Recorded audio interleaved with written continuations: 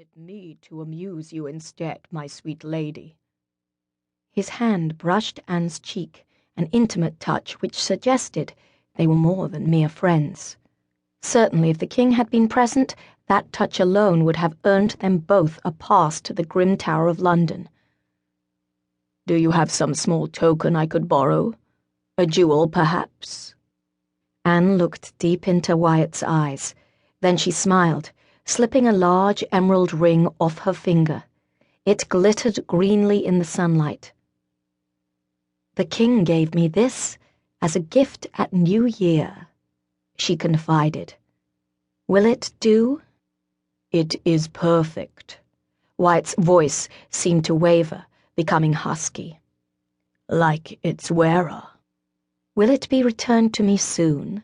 I do not begrudge it to you, Sir Thomas, but the king may notice its absence." "You may have it back if you can find it, Your Majesty." Sir Thomas Wyatt hid the ring behind his back. "If you cannot find it," he murmured, "I will be forced to claim a forfeit from you." Watching through the crack in the door, Eloise saw him shift the ring from one hand to the other. Then he presented both closed fists to the Queen. "A challenge." Queen Anne gurgled with teasing laughter, still seated with indecent intimacy on Norris's lap.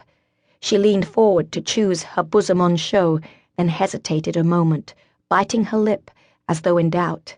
Her wavering hand hovered first above one fist, then the other. With a sudden lightning stab, she chose the left hand. "That one!" Sir Thomas turned his hand over. His palm was empty. Queen Anne gave a little cry of disappointment.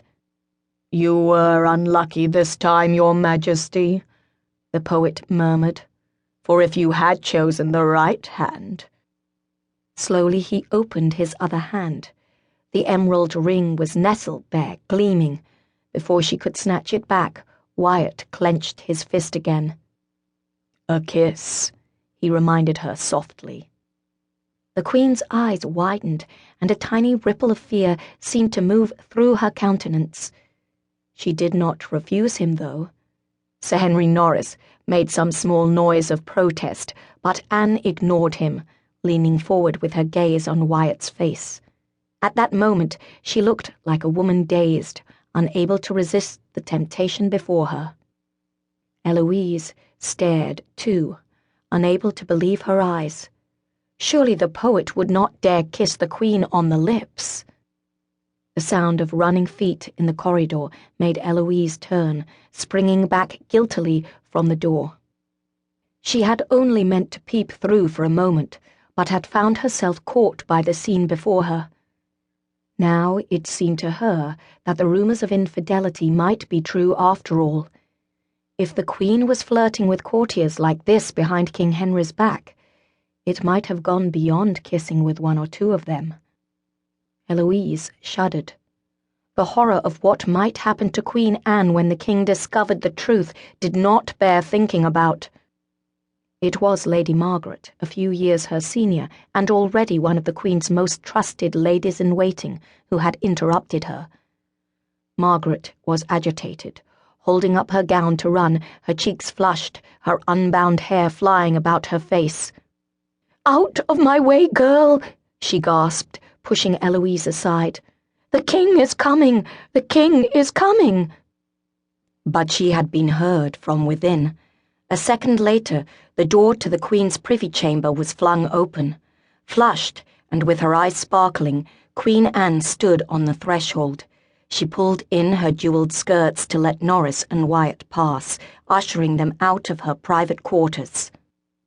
"Hurry," she whispered, watching as the courtiers slipped down a shadowy side corridor that led out to the Queen's privy garden. "Where are my ladies?" she demanded, turning to Margaret. "In the Rose Chamber, Your Majesty." "Quickly, then," Queen Anne insisted, hurrying along the corridor into the Rose Chamber. With deliberate dignity, she seated herself near the fireplace. Her colour was high, yet she did not seem too discomposed by the king's sudden arrival.